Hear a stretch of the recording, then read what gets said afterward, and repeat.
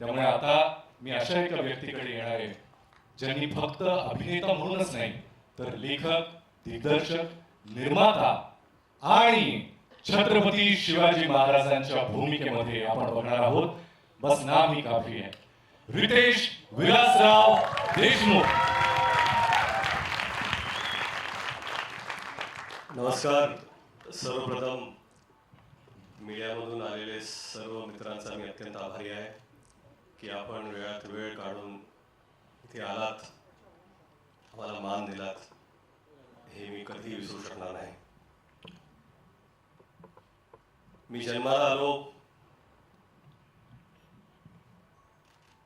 आई वडिलांना पाहिलं,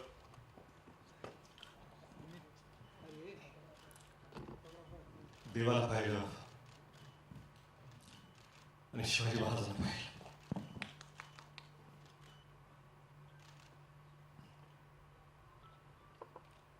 त्यावेळेसपासून महाराज काय आहेत आपल्याला सांगायची गरज नाही. आपण या मराठी मातीत श्वास घेतो. शिवाजी महाराज आपण जगतो. लहान होतो, किल्ले बनवले, भगवे झेंडे लावले, तोफा लावल्या आणि प्रत्येक वेळा वाटलं की आपण महाराजांचे मावळे आहोत. आपण महाराज आहोत असं कधीच वाटलं नाही आणि वाटू शकत नाही.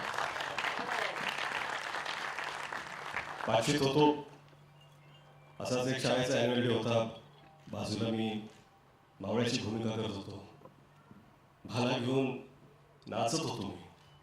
माझाच एक मित्र महाराजांची भूमिका करत होता. त्याला मी मुजरा घातला महाराने आणि गर्वाने नाचत होतो.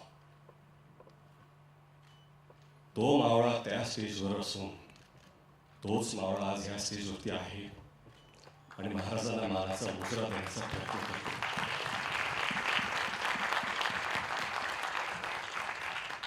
कुठलीही कलाकृती महाराजांवरती आपण जेव्हा करतो, आदरयुक्त, श्रद्धा, आस्था, प्रेम एवढ्याच भावना आपल्या मनात असू शकतात.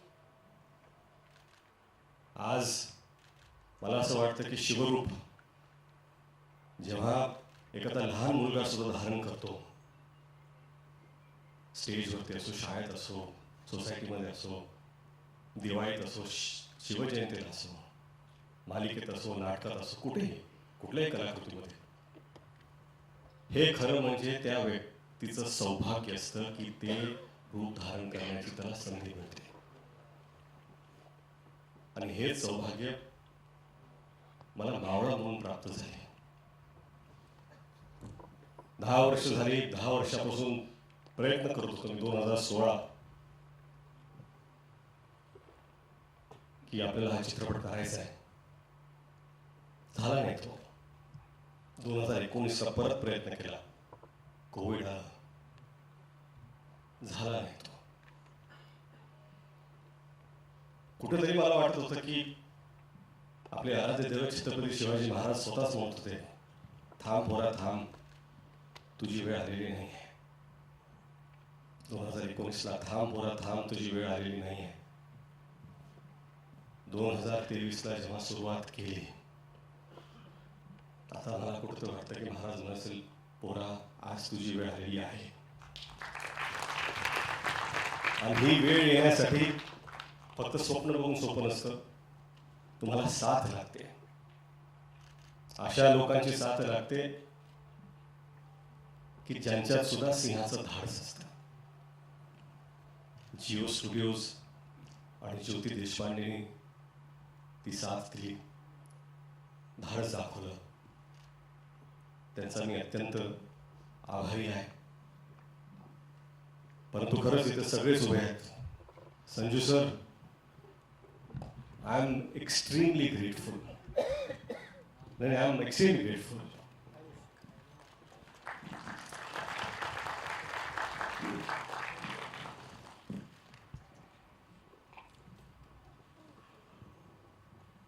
संजू सर से मिला, उन्होंने कहा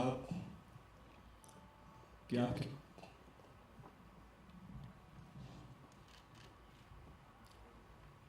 कि आपके पिता और मेरे पिता के संबंध है.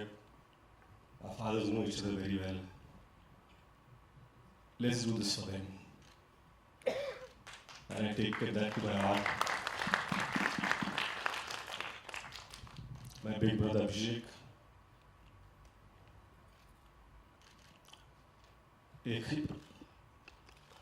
एकही प्रश्न विचारत नाही.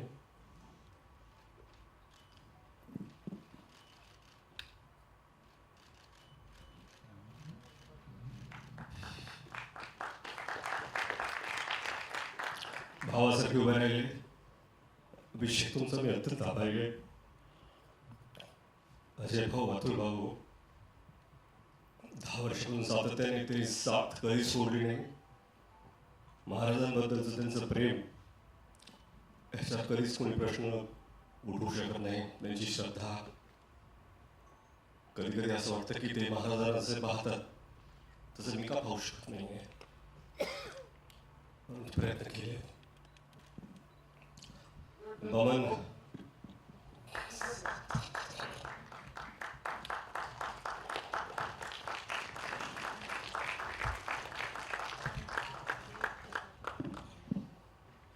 बमन सर असतील, अमोल सर, जितू. एक दिवस आधी मी त्यांना विचारलं, माझ्याकडे ऍक्टर नाही आहे, तुम्ही कराल का? एकही प्रश्न विचारला. एवढं प्रेम दाखवल्याबद्दल मी सगळ्यांचा अत्यंत आभारी आहे. महेश सर तेच हो, एवढं प्रेम का माहित नाही, पण दिल्याबद्दल. भाग्यश्री मॅम असतील, विद्या मॅम, त्यांनी खरंच भरभरून साथ दिली. आणि जे त्यांनी काम केलंय, खरं म्हणजे काय ना की महाराजांवरती चित्रपट बनवायचं ही माझी लायकीच नाही आहे. मला असं वाटतं की या जगात लाखो चित्रपट जरी झाले आणि जगातले सगळ्यात चांगले डिरेक्टर्सने पण केले, तरी आपल्या महाराजांना न्याय देऊ शकेल असा एकही चित्रपट बनवू शकत नाही. कारण त्यांची कीर्ती, त्यांची स्मृती ही आपल्या कर्तृत्वापेक्षा फार फार मोठी आहे, फार उंच आहे. आपण फक्त प्रामाणिक प्रयत्न करू शकतो. इथे टीम मधले सगळेच आहेत. चित्रपटाचं लेखन डॉक्टर अजित वाडेकर, संदीप पाटील, प्राजक्त देशमुख आणि हिंदीचे संवाद जयदीप यादव, या सगळ्यांची मेहनत. उर्वशी एडिटर असतील, संतोष सर सिनेमॅटोग्राफर, ऋषी मानुषी नॅफ कॉस्ट्युम,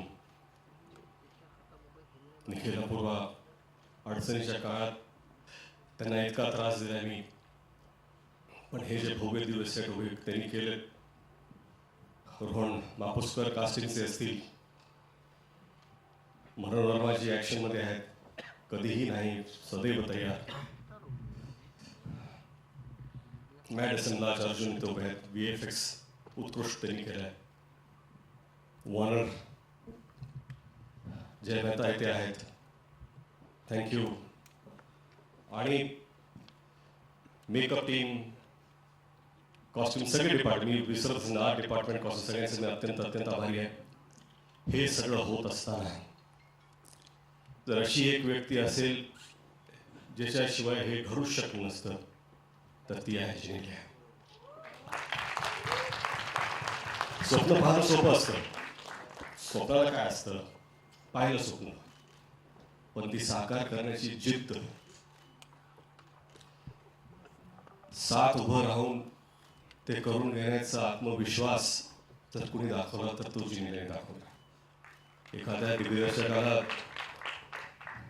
जर अशी निर्माता भेटली तर अजून काहीच गरजेचं नसतं. मला वाटतं की खरंच हे स्वप्न जे पाहिलं आहे आणि प्रामाणिकपणे सांगतो, आम्ही सगळी ही संपूर्ण टीम ह्याच्याकडून देवापुढे एक फूल ठेवल्यासारखं हा चित्रपट महाराजांच्या चरणी आम्ही ठेवतो. आणि तुम्ही सर्व इथं आहात. सॉरी, मला असं इथे असं बोलायचं नव्हतं, परंतु मला माफ करा. थँक्यू. आणि वेळात वेळ काढून आलात त्याबद्दल तुम्हाला सर्वांचा आभारी आहे.